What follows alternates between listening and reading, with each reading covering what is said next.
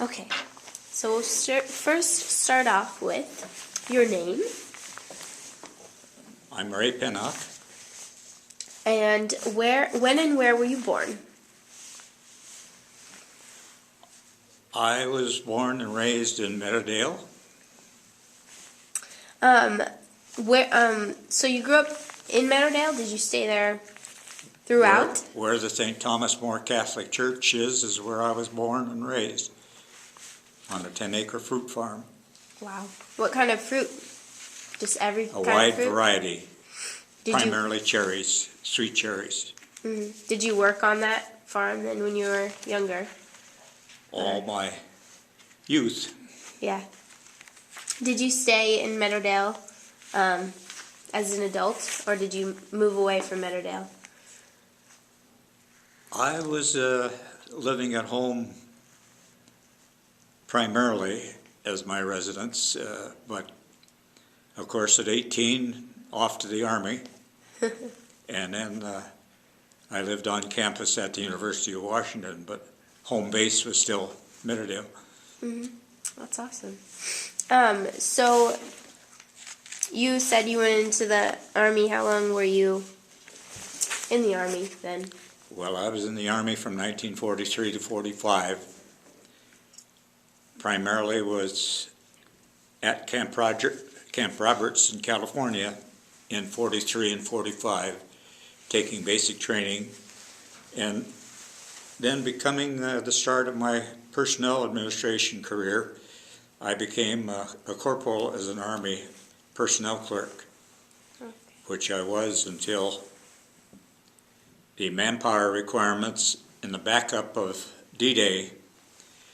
While all the people I had dealt with went to the South Pacific, I headed for Europe. Wow. So I am a veteran of the Battle of the Bulge and the next two campaigns, as well as serving as a mail clerk both on the Atlantic Ocean and supporting APO 129 in England and France before I went to the front lines. Wow. As basically a combat non-com. And talking about my family a little bit, the 5 Pennock family members arrived in Meadowdale, Washington in 1919. Father Arthur Ridgman, Mother Mabel Elliott, her maiden name, and their 3 children, Clara, Arthur, and Gladys. Raymond joined the family in 1924. Dad was a Puget Mill Company supply boat captain, lumberman, farmer, school bus driver, and worked with his team on many Meadowdale properties. As time passed, our 10-acre stump ranch became a very diversified orchard and farm. In his later years, Dad worked for Snohomish County Road District Number 2 as a foreman, and for several years before retirement as the District Number 2 Superintendent of Roads. All 4 Pennock children graduated from Edmonds High School. Clara became a graduate nurse at the Seattle General Hospital. She finished her nursing career at the Edmonds Visiting Nurses Program Supervisor.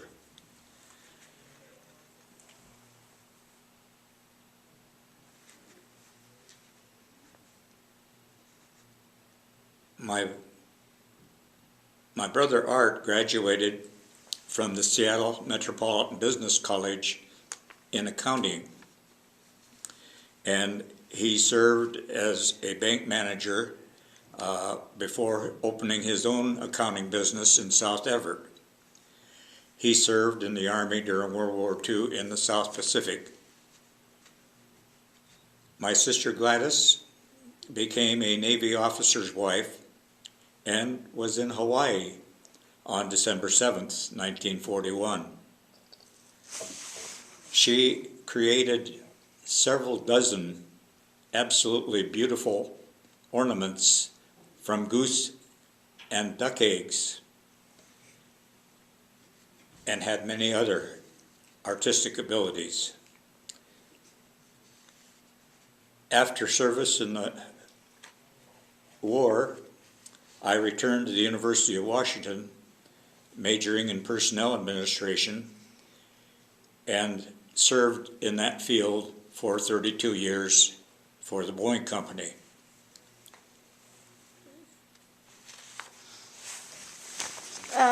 So you talked a little bit about your siblings. Were you close with them? Would you say you were close with your siblings? I didn't hear you. Oh, were you close with your siblings?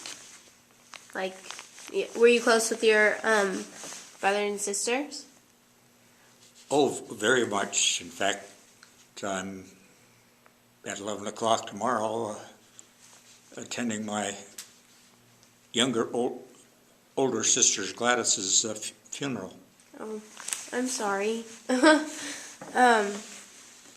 So, were you the last child in the I'm family? the baby of the family. The baby. Oh. Let's see. Would you say, or what would you say your best childhood memory is? Well, I inherited at 12 my sister's clarinet. At 18, I was playing in the University of Washington marching and concert bands. And music impacted, and people in my class or in school would probably remember me as the clarinetist in the band and orchestra as much as anything else. While I did not play on any of the formal college teams, I played basketball on the Juvenile Grange, Cedar Valley Juvenile Grange team, as well as in an intramural league in school. I had my own team, and we were at the top of the league. Wow. Would you say basketball has changed a lot, or has it pretty much stayed the same, just the outfits changed? I followed the Sonics for many years, and once you're in the marching band at the university, you're a Husky forever. So did you learn the clarinet through school, or did your sister help you figure out how to do that? The high school band instructor was my source of instruction, and interestingly, he played in the second John Philip Sousa's band as a musician himself. Wow, you're lucky you got to. Let's see. What do you think your I could ask this. What would you do for fun in high school? In sleepy Edmonds. Well, in high school, you name the activity. You already know my band and orchestra activity, but I was on the debate squad, and in the plays, John Beck Club, and was in both the senior and junior plays, as well as being an officer in each of the three honor societies, Torch, Quill and Skull, and Thespians. And I was privileged as a junior to receive a national award for sports writing for the Wireless, which was our school paper in those days. So I was an active person in school, and have been since. That's good. Can you explain to me the honor society sections? What were the names of it? Well, your grade level qualified you for torch, Oh, okay. and then I was a torch secretary as a senior. Okay. Yeah, we don't really have anything like that anymore. I mean, sort of, but let's see. What else can we talk about? What was your favorite book as a child or teen? Excuse me? Your favorite book in your Well, in your childhood? Jim just has been able to obtain a copy of my 1st Division Army 18th Regiment history book, and have just had a chance to, not only from Africa, but all the way through the European Theater of Operations, the 1st Division, be brought up to date on it. I had been keeping a log that was in my duffel bag, and when I got wounded the second time, I went straight to the hospital, didn't have any further contact with that. So receiving that book here just recently is That's amazing. pretty high on my list. That's amazing. But as a boy, there were 4 different books, and I'm forgetting what they were that I read as a book. But as a boy, we had big little books, yea big, so thick, and so on. And one of the interesting stories of it was that my dad looked over my shoulder one day, and I was reading Buck Rogers in Space. And his comment to me is, why are you reading that? We'll never see anything like that. So currently, one of my favorite half-hour duties at the Museum of Flight is in the Destiny module, which is an exact mock-up of a part of the space station. Mm-hmm. And so here we have now a quarter of a century of space activity, and back in the 30s, that didn't seem very likely. That's amazing. It's really cool. A lot has changed. So was your mom just a stay-at-home mom then? She took care of you kids, and your dad was the one that worked in the family? Well, my mother was a very skilled cook, and I remember now, electricity did not come to my home until I was 10. Wow. So we're dealing with outhouses, carrying water from a well about 40 to 50 yards away from the house until electricity can be directed not to that well, but to the one at the far end of the farm. And now we have indoor plumbing and facilities that you these days take for granted. Definitely. Let's see. My mother also, if we were to have any money or any gifts under the Christmas tree, Dad and I would go out and harvest Christmas trees, and she would come back and bundle them up by size, and they would go down to Seattle and become other people's Christmas trees. Wow. But that's cool. Being an immigrant family from Canada, all of the 5 members of the family immigrated down from Canada.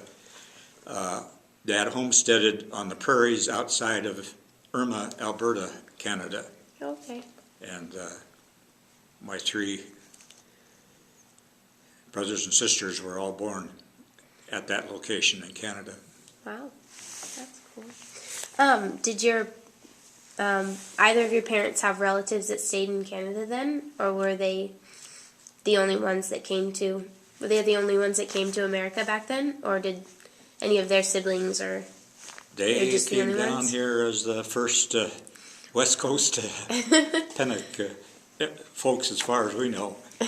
There are Pennocks all over the country and all over Canada, But I think I'd probably go back to an Ontario Somewhere. family with 6 brothers. Wow. And I think my grandfather was possibly one of those Pennock families. That's cool. It's good that you've traced some stuff. Let's see. When did you meet? This is your wife, correct? We met at the University of Washington. We were both members of the management club there, and I was president, and she was a member, and my elected secretary decided that her best interests were to go to Alaska and remind her fiancé who was the most important person in his life. That allowed the president to appoint a secretary, and already attracted to Ruth, she became the secretary, and she claims she still is that. I'm still typing for him. Oh my goodness. So, then you guys had kids together? We have 2 sons. Jim here is number 1 son, and Phil is number 2. And I think at this point, Jim, you're briefly mentioning your career is most appropriate. I'm an electrical engineer, graduate of the University of Washington, and graduate school down in Stanford in California. And then after finishing that and meeting my lovely wife down there, I've been working as an electrical engineer in the local industry ever since. Started in '76, and I'm still going. Wow. So. Awesome. And the other brother or other son, does he live around here or Phil, going back this way? Phil, our younger son, is married to Diane, and he is a senior keeper at the Woodland Park Zoo. That's cool. I want to be a zoologist when I grow up. That's interesting. How long has he been doing that? Now, Jim and Beth, of course, have our granddaughter Laurel, who at the moment, with our great-granddaughter, is in Australia visiting friends. And Clementine then rounds up our basic family. Amazing. Let's see. You were asking about Phil and Huh? how You know, long yeah. how long has he? He's late 70s. He Oh, okay. became a keeper at the zoo and has been there ever since. Cool. Let's see. What else can we go? So, are you a religious person? Ruth and I have been members of the Crown Hill United Methodist Church for 55 or so years, and there I have been lay leader, chairman of the finance committee, the missions committee, was chairman of the 75th anniversary of the church, and Sunday school teacher, and we still attend that church quite regularly. Very active in the church. So, would you say you have experienced any miracles? Yeah, this week I got rid of a whole bunch of junk around the house. And the man took it away for no cost.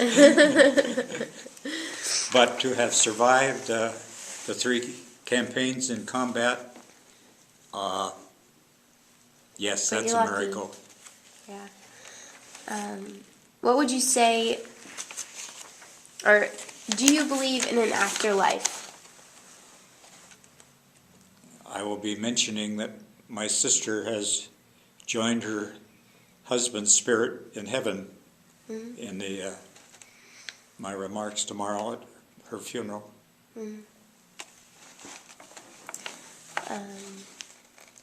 So, you, back to a little bit of family heritage. You said your family immigrated from Canada, but was there any immigration before that from Europe, like a specific part of Europe, or are you a Canadian mutt? The Elliott family, my mother's side of the family, was in East Michigan before going up to Canada. Oh. But basically, my basic family is Canadian. Just Canadian. Cool.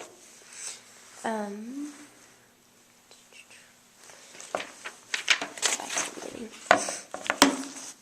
So, what do you think are the most important and meaningful lessons you've learned in your life?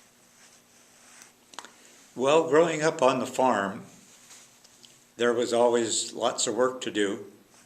And from it, of course, that has stood by me during my career, that I always felt I should do a day's work for whoever was paying me. And in school, of course, I felt I was very well educated in the Edmonds grade school, in Edmonds High School, and the University of Washington. And there you learned, if you were going to obtain a reasonable grade, that you had to study and be abreast of whatever subject you were dealing with. I also, in school, felt that learning how to speak on the debate team and in other situations in the plays and so forth in school, that was an important skill to develop and have, of course, used all my life. And, of course, a personnel man is a professional listener. So somewhere along the line, I picked up that skill as well. What would you say you're most proud of? Well, my first career as a clarinetist, and to end up on the grass of Husky Stadium, and then to qualify through audition for the concert band was that. But Ruth and I have had two great sons, and of course the most important decision in my life was to decide to marry a Phi Beta Kappa. What would you say the happiest moment or happiest moments in your life?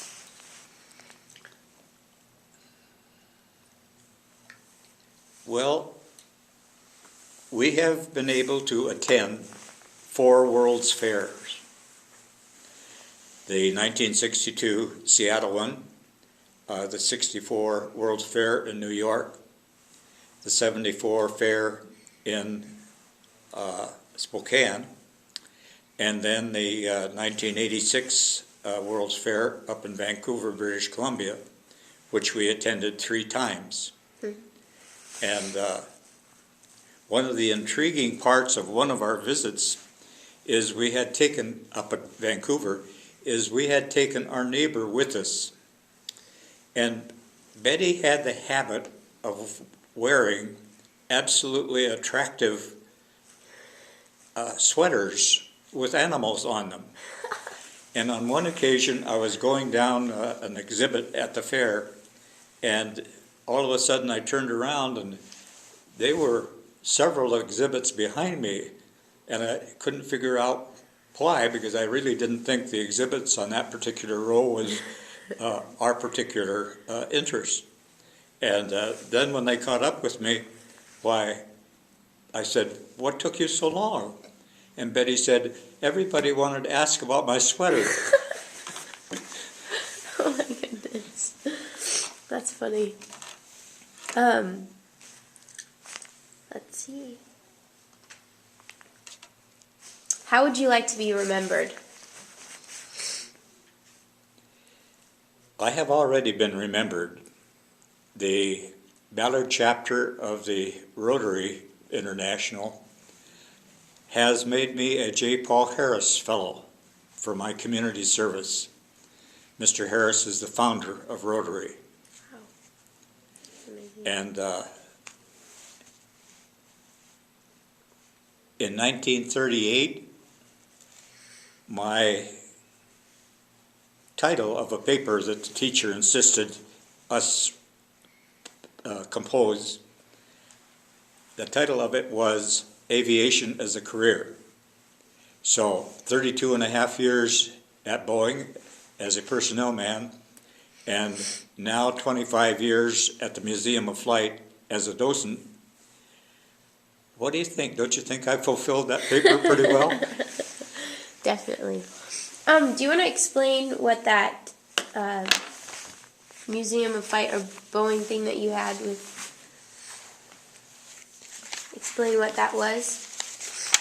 One of the honors that the museum recently gave to me in their Aloft magazine of the October 2011 issue was a full-page summary of my life under the caption Volunteer Spotlight.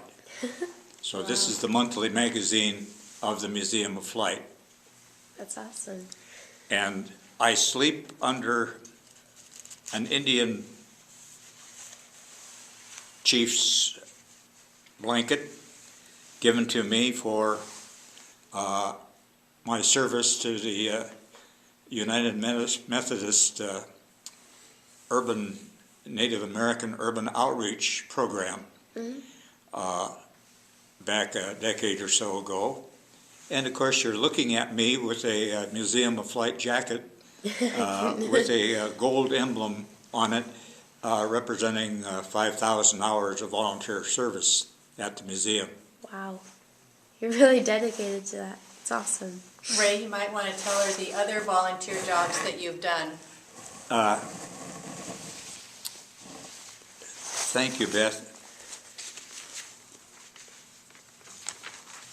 At the same time, in 1987, that I got involved at the Museum of Flight, I also was invited by the Boeing Management Retirement Association to go out and sort the food that current Boeing employees had donated during the holidays in November and December for distribution to the food bank. So following us helping to sort that food coming home, I wondered what would be the movement or the time phase of that going out to the food banks. And that day in the mail, the local Ballard newspaper indicated that the North End Emergency Fund wanted to have some volunteers. So I went down and became their chief storekeeper and have been on their board of directors for several years, and I'm currently a director emeritus of the Ballard Magnolia North Queen Anne Food Bank. I also mentioned Winnie Young. I also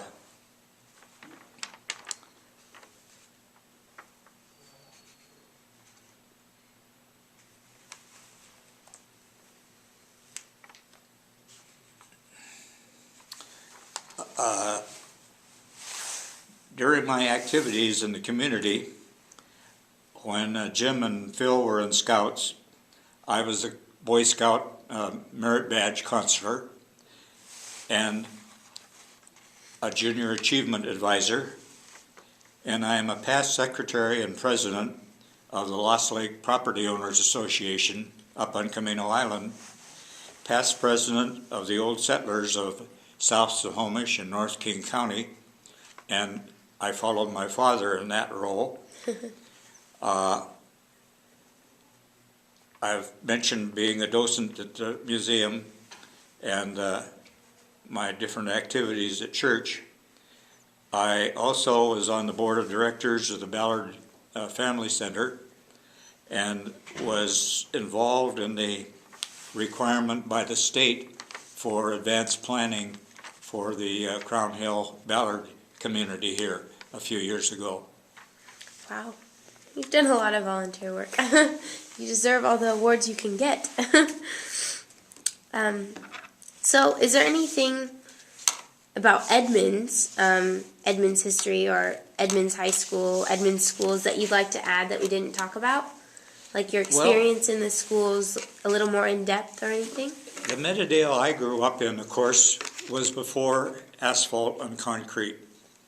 So I walked to catch a school bus in muddy roads much of the year, and would end up in school with wet feet. But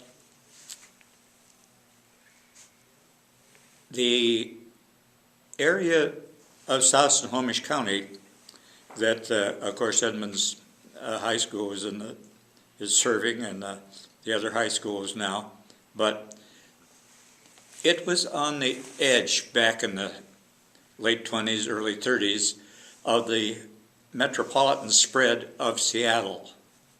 So in the 5th grade of grade school, the Esperance 5th graders joined us at Edmonds because of the influx of people overcrowding the Esperance school. They could just then take 4 grades instead of the 7 grades that they had previously done. And of course, Alderwood Manor grade school was through the 8th grade. But because of the influx of so forth, I actually spent 5 years at the Edmonds High School, my 8th grade being in the high school building. Wow. And not until several years later did I realize that was creating a major conflict between the folks coming down from Alderwood Manor to Edmonds. Because having been there a year, I was completely familiar with the school, and sometimes I would take a shortcut up at some manor to go to a classroom or something, and that just bugged the Alderwood kids no end. Ray, you might want to also tell her about crossing Highway 99.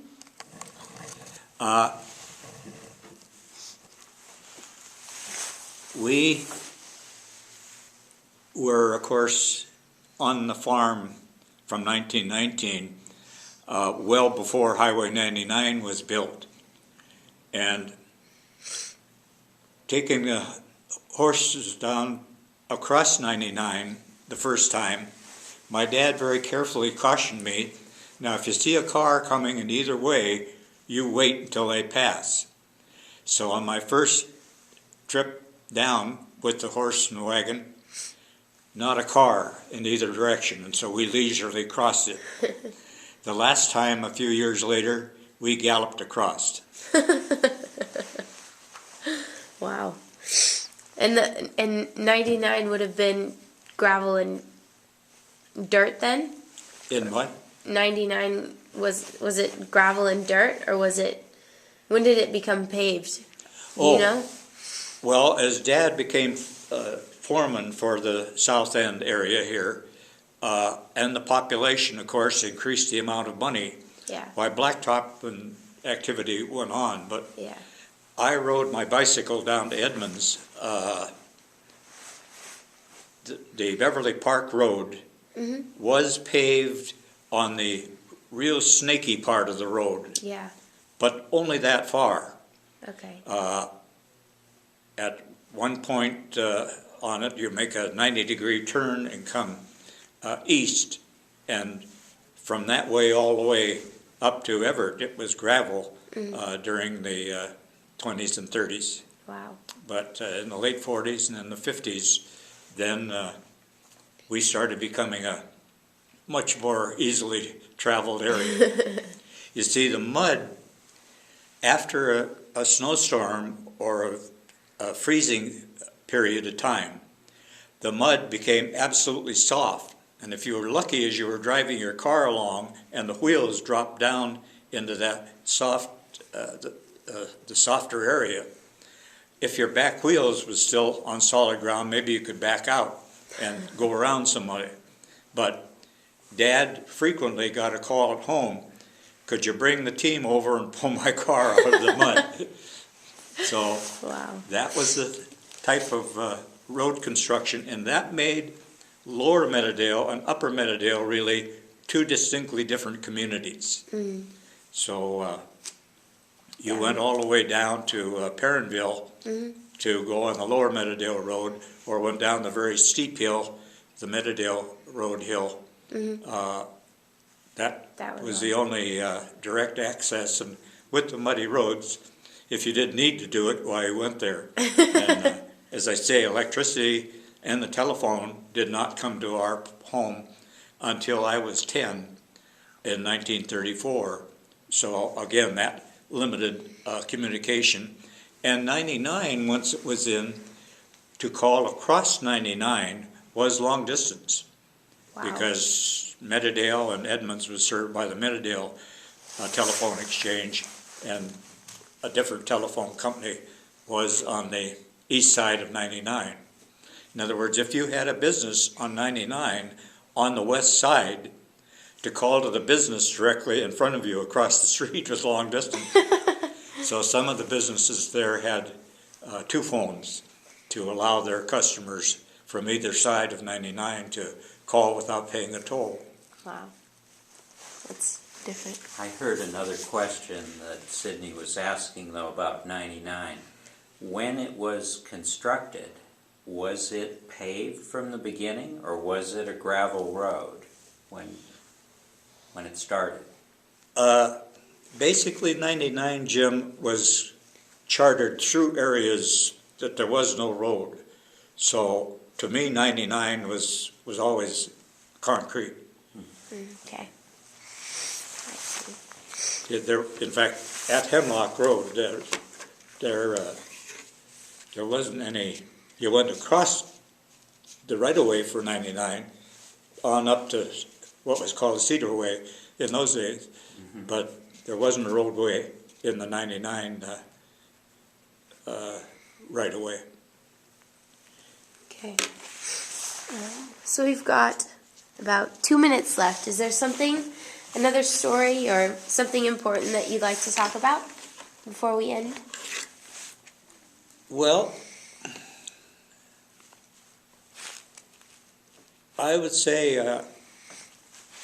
our travels as the boys were growing up to the Rockies on down to seeing the huge streets in Salt Lake City and on down to the Grand Canyon, as well as our drive in a new car across the United States to New York, to Massachusetts and New York in '64 was pretty special. And one of the interesting things there was that we were getting feedback that all the reservations were taken up, but driving up in a new car with Washington State license plates in a motel that said no vacancies, they shuffled the deals and we were taken care of, Ruth and I and the two boys. And then that gave us a perfect exit on down to the New York World's Fair. And Jim, of course, when he was at Stanford, we went down to his graduation. So we did a bit of traveling and thoroughly enjoyed it, and are not able to do that as much today. Traveling is awesome. My mom was a flight attendant for 6 years before she was laid off October of 2001. Obviously, because of 9/11, they didn't have as many flights going out, so they didn't need flight attendants. But while she was a flight attendant, I got to travel everywhere with her. I was young, but and ever since then, it's interesting that you're so into flight and everything, We because run flight out of is time fun. now? We've still got a little bit of time. Excuse me? Still have a little bit of time. Okay. But One of the things on your questionnaire is one of the most unhappy moments in my life. When the Boeing company lost its dinosaur contract at 2:30 in the afternoon, I got a call from my boss, and he said, before you leave today, be sure that you notify all the people working for you that they're on 2 weeks layoff notice. Wow. And that, of course, was very distressing to them. We were able to place them in other areas, but I had the junior crew, and that was a pretty tough task I'm sure. for me to do. Yeah, that'd be really And hard.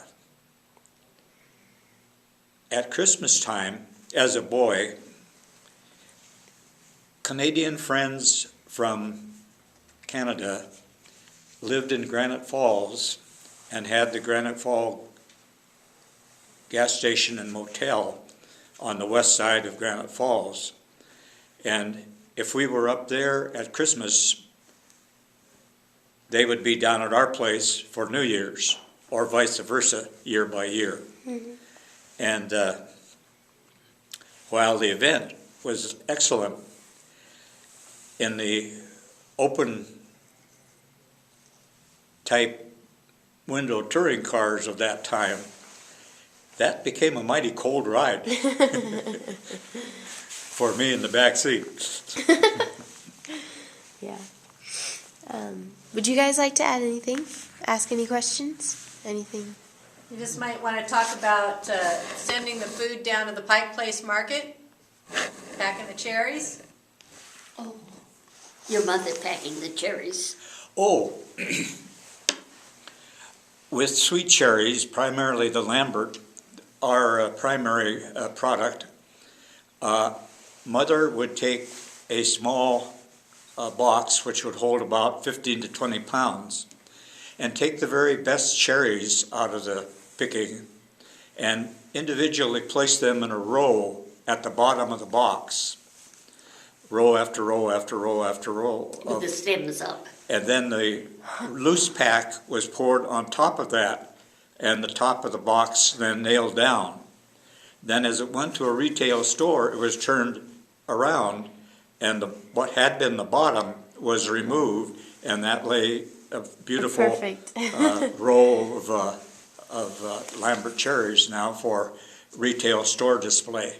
Wow, that's interesting. And teaching my sister that, Gladys then went across to the neighbors and fancy packed for their cherries as well. Fancy packed. Is there anything you'd like to add? Nope. All right. I think that's it then.